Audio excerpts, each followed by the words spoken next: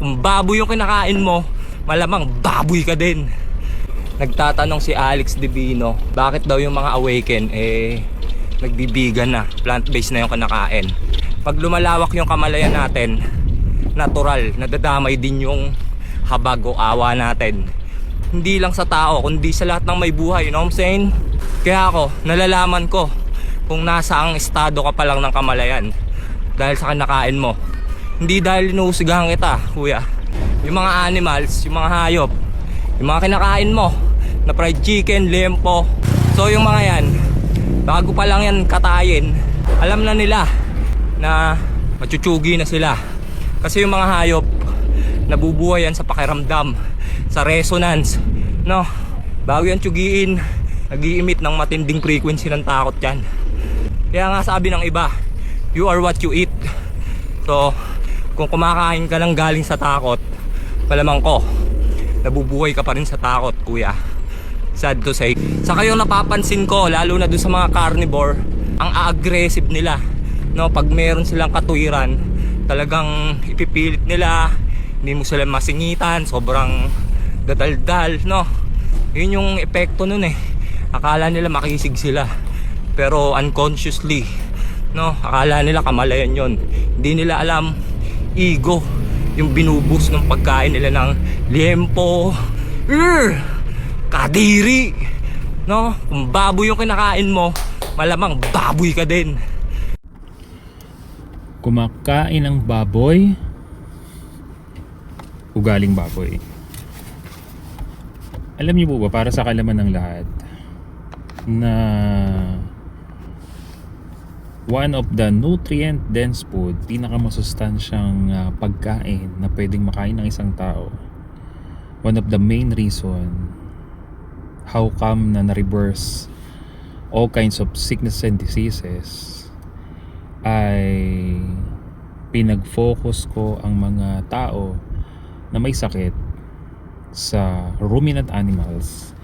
Ito ang pagkain ng mga hayop na kumakain ng damo, and most especially ang baka. At based sa sinasabi nito na kung kumakain ka ng baboy ay ugali ka ng baboy,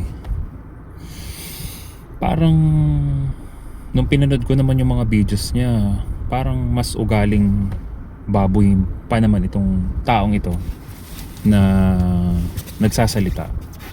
At even yung mga kumakain ng carbs, nagrabe kong magmura sa comment section, bakit parang mas baboy ang pag-uugali ng mga taong kumakain ng mga pagkain na yun. High blood, laging galit, talagang lahat na ata ng masamang salita ay binanggit na sa akin. Parang mas ugaling baboy pa ata yung mga yun. Pero alam niyo po ba, sa pagkain ng halaman, lalo na lumalaki na rin ang bilang ng vegan community, mga raw vegan.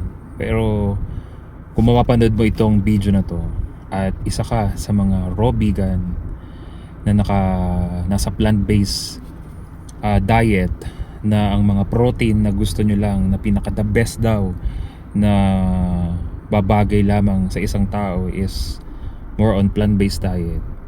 Lahat po ng nilikha ng Diyos, uulitin ko po kung ngayon mo lang ito napanood, ay mayroong tinatawag na defense mechanism.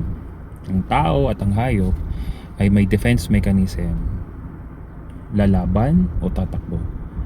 Pero ang halaman, dahil wala naman siyang kakainang lumaban at tumakbo, ano lang po ang gagawin niya? Ano ang gagawin niya sa tingin ninyo? Magre-release lang naman siya ng natural poison, cyanide. At ang main goal ng mga halaman, once na kinain mo siya, papatayin mo ako kakainin mo ako so magsama tayo. That's their natural response.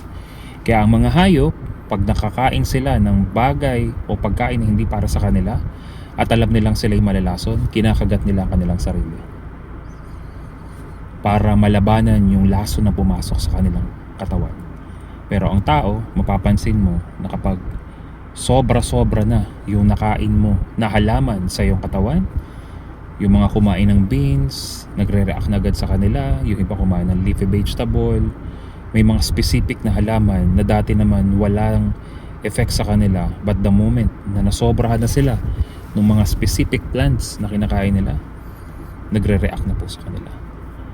Ngayon, sino ba ang masugal? Yung baboy ang kumakain ba ng karne? O kumakain ng mga pagkain na alam mo naman na hindi talaga makakatulong sa'yo? Think about it. God bless everyone.